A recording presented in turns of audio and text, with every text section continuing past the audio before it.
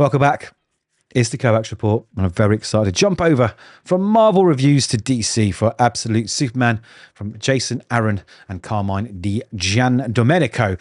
Now, this cover just says it all. This issue is not to be missed at all. Look at him there. Look at Brainiac trying to cut through Superman's skull, daggers in his chest. Super exciting. So I'm going to go through it page by page. There will be spoilers. Do like the video if you like the video. And if you can, hit subscribe. I'm trying to grow the channel. I need your help, and I'd really, really appreciate it. So thank you in advance. Now let's dive in. Look at this cover. It really does set you up. This issue is cracking. So we get this thing that didn't happen moment here. So it leaves you questioning while you're reading what's going on. All will be revealed. So we have Kal-El's parents, and they are being tried on Krypton for their crimes against Krypton, right? They've been saying all the things that are going wrong with Krypton. The Kryptonian Council are not listening, and they are soon to be sent off for execution. Now, young Kal-El here, he's not happy with that, and he loses it very uncharacteristically and eviscerates everyone in a sort of hail of flame and fire and God knows what. And you're like, what's going on? When did this happen? And then we jump to Greenland, Lazarus Corp research facility, Project Son of the Demon Day 1. And we discover what's really going on. And it is quite dark. Old Brainiac here, he has Superman linked up to this machine. You can see there's so many wires going in and daggers and all sorts of stuff, all kryptonite out, right? It's all green because it's all infused with kryptonite to keep him at bay. And he's trying to mentally change him, okay? So from the last issue, what we learned is Ra's al Ghul, he needs Superman to become the son of the demon. He's referring to him as his son, but he needs him programmed to be his son and carry out all the nefarious things that Ra's al Ghul and his tyrannical empire want to do on the Earth. We also discovered that the leader of the Omega Men, the resistance force against Ra's al Ghul, was led by the Primus, who turns out to be Talia, Ra's al Ghul's daughter. So betrayals everywhere. Lois Lane was and Jimmy Olsen were captured, as was Superman. So here's where we are. So he's visiting, trying to find out what's going on, right? What progress they're making. And he's talking to Brainiac, who's telling him that he's running these simulations over and over again, hundreds and hundreds of times into his brain to try and deprogram the good out of him, I guess, and make him lose it, make him able to kill at will and kill on command for Ra's al Ghul. And it is hard work. He says, once we've reached 3,000 times of playing over this scenario in his head, I think we'll crack him. So he's like, don't disappoint me, Brainiac, right? Because he's not very nice to Brainiac at all. He treats him like a piece of dirt. I mean, Brainiac is a bad guy anyway. I'm just saying, right? That is sowing some seeds of discontent, of course.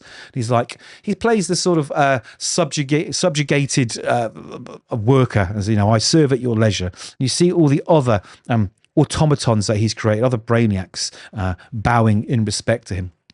Now, what's interesting here is Brainiac refers to them by numbers. Now, this Brainiac we found was one of many, and he was the lowest of the lowest. He basically shoveled garbage, right? He was Brainiac 419732.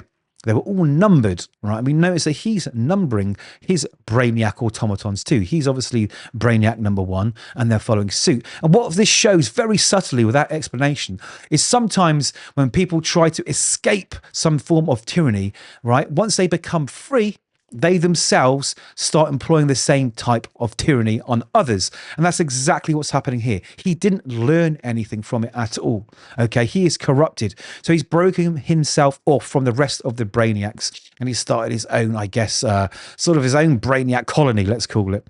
Now, Talia has the that box, that father box, I think it's called, right, which reveals things to her. It's very powerful. We're going to learn a lot more about that as we go on. But Ra's al Ghul, he says, I want the son of demon. He will arise, and he will be my blade, my tool, you know, for the destruction and mayhem that I want to, you know, put onto this world. And he says, you have to make him see the truth, my truth. I am the truth, right? The salvation lies through me. And you see that this guy is really, really sort of, I don't know, he's self-indoctrinated himself. You know, he's a bit of a maniac, this Ra's al Ghul. So Superman will be the wrath of the Al Ghuls made flesh. Lady Talia, you have my word. All I ask is that you keep that box away from me. So he's scared of this father box, right? He is very, very, very scared of it too. So there is going to be some kind of clash with that coming soon. Now we also see that Superman's cape that turns into sort of all sorts of, crazy things that help him. It's alive, it's like millions of nanobots all put together. That's been contained in a sort of tube that's got kryptonite rays being beamed on it, keeping it at bay. And also because it's been starved from the sunlight, how it generates its power, okay, it's weakening and weakening and weakening. I really like this. They're covering all those little things. Now, one of these brainiacs sort of talks back to him and says, hey, I've got an idea. Instead of referring to the Kryptonian meteorite you ingeniously synthesized, right? Some of us thought perhaps kryptonite might be a more efficient name for the substance. And see, this doesn't make him feel very happy at all. In fact, it plays at his ego and his pride. And he tells this automaton that he has a demerit and he must rip out his tongue. So he's really, really cruel to these automatons, his automatons. Like I say, rather than learn from before, and be friendly, no, he's doing exactly what was done to him. Right. And it says a lot about this Brainiac. And I love it. I absolutely love it. Now, he also tells Kal-El, he whispers in his ear, he says, Kal-El, I've read your brain. I've seen your memories, every second of your sad little life. Such a tragedy, what happened to Krypton. I can see why you think you want to save these poor humans from their self-destruction. But I have been here among them since 1938. So believe me when I say, once you've let yourself kill a few million of the hapless sacks of entrails, you'll see that's exactly the sort of help these people deserve. So they're both really after destruction here. And we see this amazing full page of what potentially could be Superman raining down absolute hell down on the Earth. Now we switch to Talia as she kicks old Lois Lane and Jimmy Olsen in the face, tells them they're not going to escape. And he's pleased with her, said, well, how can you be like this after everything we've seen? And she's not perturbed. She believes her father is the light. He is the way forward. And she says, you are not going to survive. And she says, but you won't die by my hand. No, no, no, no. This Superman, this man that you love, this man that you trust, it will be by his hand. And that was going to be, I think, one of their final tests once they've indoctrinated and messed with Superman's brain and made him sort of evil. Now, I love this because it adds some stakes to what's going on. Are we going to get a Superman that does break? Are we going to get a Superman that resists this programming? I mean, this is the absolute universe, right? It doesn't have to follow canon. It doesn't have to go the way all the other Supermans have. It can be different. So I'm excited by this point. So we get to day 5 and Brainiac's a little bit more sort of concerned that why hasn't he broken? He seems to be resisting everything. He shouldn't be resisting this much. He's starting to realize that, Superman has a lot more power in there than he thought. But he breaks free. He breaks free and he grabs old Brainiac and he decides that he's going to kill him, but he doesn't. He goes, no, no, no, no, I'm not going to do that. That is not me. This isn't who I am. And then we see that it's another sort of artificial program running through his mind. And Brainiac is absolutely roaring with anger now. He's saying, by now, he should have killed me in that simulation. What is going on? And he basically punishes all the other automatons. It's really funny. And he sticks more kryptonite knives in there. And he really starts going hell for leather, saying, you should kill me. You're supposed to kill me, you moron. Do you hear me in there? I'm the one with the knives in your brain, tearing you apart. What are you waiting for? Kill me. But he just won't. And time is passing, day 12. And the more Superman resists, the more Brainiac gets upset, the more he starts taking it out on his automatons. So this is really interesting. So day 12, there's kind of a little, maybe a little revolt, you see, because he notices something. He says, sir, Brainiac 5 regrets to inform you that subject Superman has still not progressed past phase 4. He goes, I am surrounded by incompetence. What? What is this? Why are the soul crystals active? That's Superman's cape entity thing that is trapped in there. He says their containment has been disabled. How did this happen? And he says, we deserve liberty. He says, who says that? And these automatons, they're trying to basically ask for freedom, just like the original Brainiac did, but he refuses them. No, no, no. He demerits them and starts chopping them up. Now we're at day 14. Brainiac is losing his mind here. He cannot understand how Superman refuses to progress. He says he has currently experienced hour 500 of watching helplessly as I chainsaw my way through the clones. After reviewing security footage, I discovered he's been secretly communicating with them during the night, speaking so superhumanly soft their brains only registered the sound on a subconscious level. A man who rewrites hard wiring with his whispers and inspires rebellion in a pack of walking toasters is a privilege to pillage the brain of such a being such as this. So he, as much as he's frustrated, right, he sees this as a challenge as well, and he's actually likes the fact that he may be the one that breaks this being.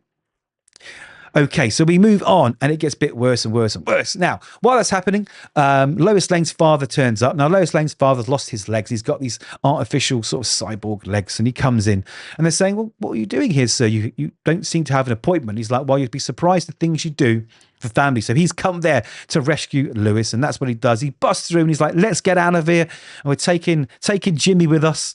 We can use him as a human shield, he says, which I thought was really funny. Anyway, Lois says, no, we are not leaving yet. We have to save him. We have to save Superman. Then we get another one, I guess, one of these simulations where it's on the farm. And Jonathan Kent and Ma Kent, they are there and they are about to be murdered by the peacekeepers. And Superman flares up and he obliterates all of them. And we see Ra's al Ghul walk, say, brilliant, at last, you know, at last you are free. You have freed yourself. You're ready to walk alongside me and become my weapon and do all the things that I want to do. But something happens he didn't expect. Superman turns around and literally pulls his heart out. Absolutely pulls his heart out. Now, Ma and Pa Kent, they're still there, and they're saying, listen, you know, you've done the right thing. But listen to us, we want to talk to you. And we jump back to what's happening in present time, and we see old Lois Lane come in and shoot Brainiac through the chest. Now, she doesn't kill him, okay? And she's like, get away from him. And they've got to rescue him, but they're worried, well, hold on a minute. If he's being programmed, pulling him out might damage him. It might make us unable to save him. They're like, well, that's the only option we've got. We've got to get him. We've got to get out of it. We'll worry about it later. Now, while that happens, her father appears at the doorway with, silhouetted, a dagger straight through his head, and he falls to the floor. There are more gunshots, and we find good old Talia here with the killing blows, shooting everything up, and it's bad. Now, she's freaking out because her dad's been shot. I'm going to assume he's dead, of course. He's got a blade through his head, right? Now, they try to steal Superman. And while that's happening, Brainiac jumps and says, no, he's mine. Take your hands off Superman. And she's like, that isn't his name. Kal-El, wake up, wake up. And then we go back to the dreamlike stasis that he's in. And we find his parents are saying, listen, you've done the right thing, right? We were wrong to tell you to run and not you know, worry about us. We should have told you to keep doing this. Keep killing, keep killing. You're doing the right thing. We're proud of you. We're proud of you. And as he hears that from his parents, the whole system blows up. And he grabs Brainiac. And the other Brainiacs are saying, save him, save Superman. They want Superman to be saved. Now, this is where it gets even more interesting. He starts crushing his neck, and you expect him to hold back, but he doesn't. Everything goes crazy. His super sort of cape thing comes back on him, old Soul it's called, and he starts talking to him and he says, Kal-El, this is Soul, I've been reactivated. I'm getting us out of here. Kal-El, and Kal-El is not responding. Has he gone past the line of no return? We don't know. Is he going to kill Brainiac? Is he going to realize and wake up and remember the man that he is? We don't know yet. We're going to find out in the next issue in the Battle of Kansas. Oh boy, what a roller coaster. This was so well put together. The art was beautiful. The dialogue was sharp. Everything that I expected from this book, I got today in this issue. I'm really, really, really enjoying it. I want to know what happens next. I don't know if I can wait a month, but I'm going to have to. So let's think. Would I like to see Superman go bad? Yes, I'd like to see that because it will be a bit different, right? And maybe he goes bad and we find out how other people or himself rediscover himself and he gets good again. That would be really, really interesting. Do I want to see him sort of emerge here as the victor and not give the killing blow to Brainiac and try and do right, but say, right, now's time to really put Ra's al Ghul, you know, to rights? Yes, so either way, I think I'm going to be pleased and I can't wait to find out. Anyway, those are my thoughts. Do let me know if you're enjoying this book, because I certainly am. We'll have a chat in the comments. Until then, like the video if you like the video, hit subscribe if you can, and hopefully we'll see you in the next one.